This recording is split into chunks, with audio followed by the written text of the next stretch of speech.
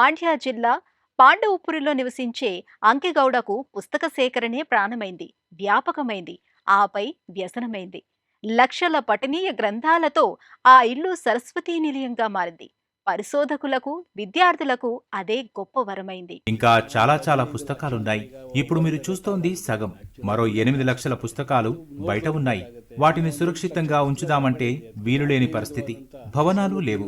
వీటిని ఉంచాలంటే మరో 1000 అల్మారాలు కావాలి. ఇప్పటిదాకా 200 అల్మారాలలో పుస్తకాలు సర్ది పెట్టాం. చూశారుగా, మిగిలినవన్నీ నేల మీద పడి ఉన్నాయి. అంకెగౌడ సామాన్య రైతు కుటుంబంలో పుట్టారు. తనకి పుస్తక పరిమళాలు ఇష్టం, చదవడం మరీ ఇష్టం. పాఠశాల రోజుల్లో ఏ పుస్తకం కొనాలన్నా డబ్బులుండేవి కావు. మిత్రుల సాయంతో చదువు పూర్తి చేశారు. నీలానే పుస్తకాలు కొని చదివే స్తోమత లేని వారెందరో ఉన్నారు.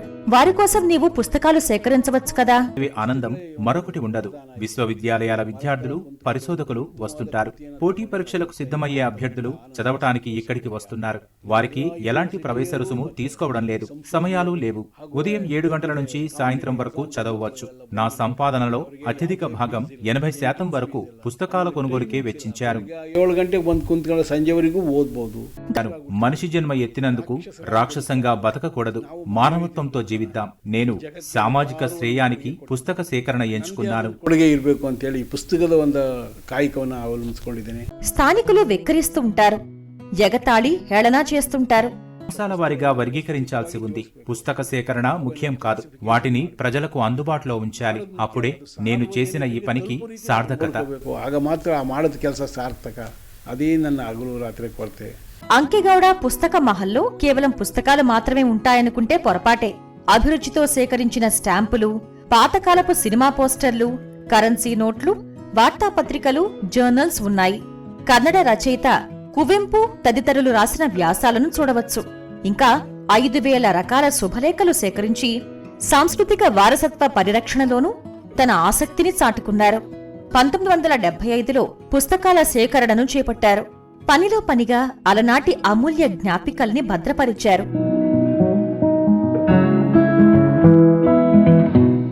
ಒಂದು ದೇವಸ್ಥಾನ ಕಟ್ಟಿಗೆ ಎಲ್ಲ ಮುಂದೆ ಬರ್ತಾರೆ. ಒಂದು ಗ್ರಂಥಾಲಯ ಕಟ್ತೀನಿ ಅಂದ್ರೆ ಯಾರೂ ಮುಂದೆ ಬರೋದಿಲ್ಲ. ಅದ ಹೋಗ್ಬೇಕು. ఆలయ నిర్మాణం అంటే అందరూ ముందుకు వస్తారు. కానీ పుస్తకాలయం కడతాం సాయపడండి అంటే ఎవరూ రావటం లేదు. ఈ మనస్తత్వం తొలగిపోవాలి. జ్ఞానాన్ని పెంపొందించుకోకపోతే మనం ఏమీ సాధించలేం. ఒక గ్రంథాలయం నిర్మిస్తే 1000 మేధావులు, పరిశోధకులు తయారవుతారు. అందుకే పుస్తకాలయం నిర్మించాలని నా కోరిక, విన్నపం. ನೀವೊಂದು ದೇವಸ್ಥಾನ ಕಟ್ಟಿದ್ರೆ 1000 ಜನ ಭಿಕ್ಷುಕರು ಉಟ್ಕೋತಾರೆ. ಒಂದು ಗ್ರಂಥಾಲಯವನ್ನು ಕಟ್ಟಿದ್ರೆ 1000 ಜನ ಪಂಡಿತರು ಉಟ್ಕೋತಾರೆ, ಸಂಶೋಧಕರು ಉಟ್ಕೋತಾರೆ, ಒಳ್ಳೊಳ್ಳೆ ಓದುಗರು ಉಟ್ಕೋತಾರೆ.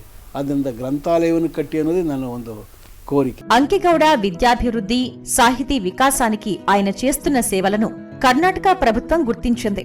2014లో లక్షల పుస్తకాలు సేకరించారు.